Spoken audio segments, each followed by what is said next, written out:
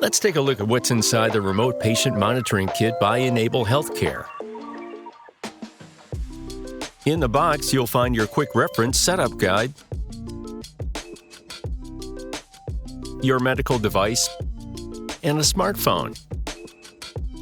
Your cell phone and medical device have already been set up for you. Now, let's turn on your smartphone. In the box, you'll find your smartphone and its charger. Make sure your phone is always plugged in and charging because the phone needs to remain powered on for continued connection.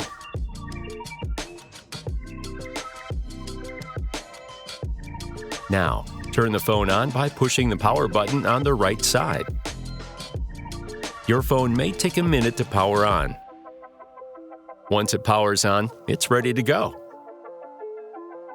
Now, take a reading on your medical device, such as a blood pressure monitor, pulse oximeter, glucometer, or a weight scale. Once the reading is complete, it'll automatically sync with your smartphone. However, if you have the blood pressure machine, after you take your reading, press the M button so the reading syncs with your smartphone. Your smartphone will also let you know that the readings have synced, like this.